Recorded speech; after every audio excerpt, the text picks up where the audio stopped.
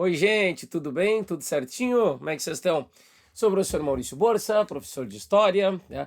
E a ideia de hoje é a gente fazer a correção da prova do vestibular da UPF, que foi agora no fim de semana do dia 20 de junho, agora de 2026, vestibular de inverno da UPF, que além de gelado, é sempre uma prova bastante concorrida, é muito bom para quem tem a expectativa de passar no meio do ano, que ela oferece as vagas e a universidade ela é muito qualificada, especialmente também para quem quer uma prova que exige e vai testar para ir para os vestibulares das universidades públicas no final do ano. O fato é que a prova é bem feita, a prova é uma prova que cobra questões clássicas, os chamados grandes temas da história, e a gente vai dar uma olhada nela para corrigir essa provinha, tá? 8 questões bem elaboradas, bem legais. Vamos lá dar uma olhadinha então. Olha só. É, Primeira questãozinha aqui, ó. Pô, temazão clássico. A gente está falando de antiguidade ocidental na prova. Então, olha só. Primeira questão trata do seguinte. A partir do século III, o Império Romano enfrentou crises internas e externas que se agravaram nos dois séculos seguintes, levando ao declínio. Sobre esse período, é correto afirmar que. Então, olha só, está falando sobre a crise do Império Romano, tá? A partir do século III.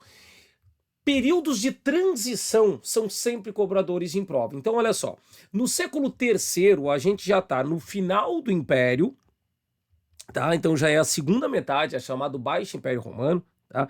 Então é no fim do Império Romano. Tá? Durante esse período do fim do Império, o que acontece? Tá? Nós temos o fim das conquistas e a chamada crise do escravismo. Então é o seguinte, sempre que falar em fim do Império Romano, a crise do escravismo ela é a questão basilar. Então nós temos aqui ó, uma crise do escravismo.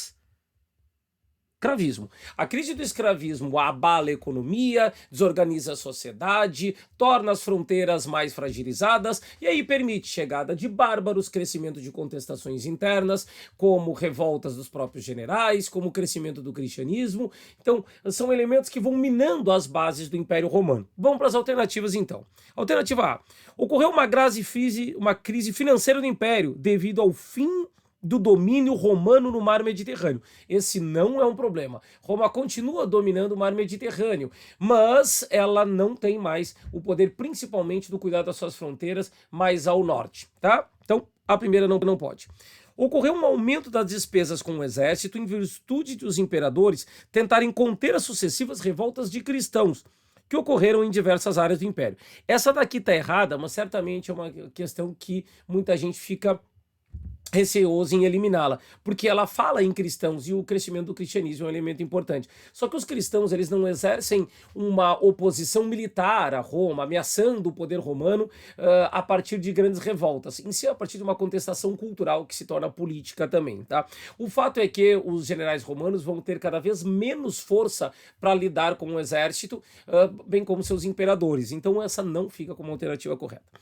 C. O assassinato de Júlio César provocou uma guerra civil, enfraquecendo o império internamente. Esse processo, ele é da transição da república para o Império, e não do Império para o medievo, tá? Isso aqui é clássico, também aparece, o pessoal sabe que Júlio César foi assassinado, então costuma cair nessa daqui, mas não é dessa. D. Ocorreu a crise do sistema escravista, catalisada, sobretudo, pelo fim da expansão territorial. Opa! É aqui que está falando. Olha só, tu tem uma crise econômica, influenciada pelo fim das conquistas e, consequentemente, o fim de entrada de escravizados. Fica a alternativa D como correta. Olha a alternativa L. Externamente, o Império Romano foi gradativamente abalado por sucessivas invasões promovidas por germânicos e muçulmanos. É muito comum aparecer questão falando sobre muçulmanos, só que eu vou te lembrar de uma coisinha. O surgimento da religião islâmica e da organização, então, dos muçulmanos em um império militar, avançando sobre territórios que, sim, eram de Roma, ele é do medievo. A religião islâmica, ela nasce no século VII, entre 610 e 630, e depois começa o período de expansão. Então, essa questãozinha aqui fica a alternativa D, uma questão clássica sobre o fim do Império Romano. Beleza? Bora para a segunda aqui, ó. Nossa segunda questão é a questão 26, e ela é também um temazão clássico, tá? Ela trata sobre o feudalismo e as características gerais. Então olha aqui, ó. Assinale a alternativa que melhor expressa as características do feudalismo. Pô, essa questão aqui é aquele tipo de questão que a gente não pode errar. A primeira dá para titubear, porque, vi lá no começo do ano, professor, não me lembrei direito, mas aí a gente vai revisar para não errar de novo. Agora essa daqui não pode errar, essa a gente precisa acertar, né? Olha só, sociedade hierarquizada com predomínio de uma economia monetária e comercial, não, né? A economia deixa de ser baseada no comércio e na circulação de moedas para ser mais rural, mais autossuficiente, embora sempre exista comércio. Mas não é essa a característica geral dela, tá? Não pode essa. Fraca concentração urbana. Opa, ó. Fraca concentração urbana. Tá? Com predomínio de economia agrária e sob organização de um Estado monárquico forte e centralizado, apoiada pelo clero e pela burguesia. Não tá rolando essa daqui. Na lógica feudal, os estados eles são fragilizados e muito fragmentados. Então, não pode haver. C. Ampliação do poder do Estado. Já não pode, porque na lógica feudal a gente tem a fragmentação e a divisão do poder político dos estados a partir, né, dos sistemas de suzerania e vassalagem, que são fragmentados esses poderes. Beleza? Olha a alternativa D. Economia agrária. Uso da mão de obra escrava. Poder centralizado e submissão dos burgos ao domínio da igreja. Só a economia agrária ali que ficou correto, tá? Lembra que a economia básica, na lógica feudal, é a economia agrária, mas trabalhada com mão de obra servil, com a mão de obra obrigatória, compulsória dos servos, tá? E alternativa E, poder do Estado enfraquecido, declínio do comércio e predomínio de uma sociedade agrária. Por isso, essa daqui é o tipo de questão que a gente não pode vacilar, que a gente não pode errar. Mais uma questão de tema clássica, questão de feudalismo. Quem assistiu a revisão ali retomou um pouquinho desses temas, que são temas costumeiros das nossas provas. Está? Beleza? Questão 26, então, também de tema clássico. E agora a gente vai para a questão 27, que vai comprar um outro tema clássico, tratando das grandes navegações. Ó, texto do renascentista Luís de Camões, tá? Famoso Lusíadas. Eu preciso associar o Camões e os Lusíadas às grandes navegações portuguesas. É uma obrigatoriedade minha, então eu preciso já saber do que ele está tratando. Vamos pro texto, então. Olha o que ele diz. E também as memórias gloriosas daqueles que foram dilatando a fé, o império e as terras viciosas. De África e de Ásia andaram devastando, e aqueles que por obras valorosas se vão da lei da morte libertando. Cantando espalharei por toda a parte, se a tanto me ajudar o engenho e a arte. Camões fala sobre as grandes navegações portuguesas. Então vamos lá. Nos versos anteriores, o grande poeta português está se referindo a quê? As viagens dos portugueses às Índias, já começou a vir aqui comigo, tá?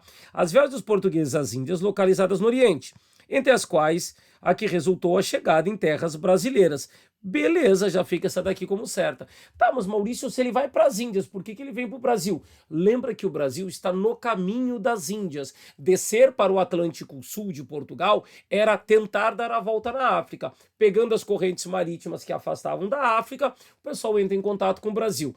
Mas não te esqueça, chegar ao Brasil não é fruto do acaso, do improviso, é um grande projeto do Império Português. Já fica essa daqui como gabarito, mas a gente olha as outras ali para aprender, né? Olha só, ao imperialismo do século XIX, que resultou da partilha dos territórios africanos e asiáticos entre as grandes potências. Isso daqui, é neocolonialismo e não ligado aos Lusíadas. Tá, então eu tinha que saber quem é o Camões e a obra Lusíadas. Exatamente, Renascimento português, tá? C. As viagens feitas pelos europeus à África e Ásia para, em nome do cristianismo, combater a expansão do islamismo. Não, eles não estão combatendo a expansão do islamismo nas grandes navegações. Era para expandir a fé? Sim, para expandir a fé católica. Mas não era o Islã o inimigo nesse momento. O Islã era um dos possíveis adversários que haveria, principalmente no caso aqui no norte da África, tá? D. A expansão europeia para o litoral africano e asiático, objetivando implantar colônias fornecedoras de matéria-prima para a Revolução Industrial. Não, nós temos aqui, nas grandes navegações, a lógica do mercantilismo. E aí é acúmulo de metais preciosos nos países metropolitanos. Produzir um produto tropical que seja barato para produzir e que venda caro na Europa, está? Então, alternativa D ali não pode ser. E a alternativa E, tá? Que trata assim, ao processo independentista das colônias europeias na África e na Ásia. Gente, não tem sentido falar em processo de independência, tá? Na Ásia e na África. Esses processos não vão ocorrer agora, somente na segunda metade do século XX, beleza? Foram aqui então as três primeiras questões de prova, 25, 26 e 27, tá? Da prova da UPF, questões clássicas que são costumeiras nas nossas provas.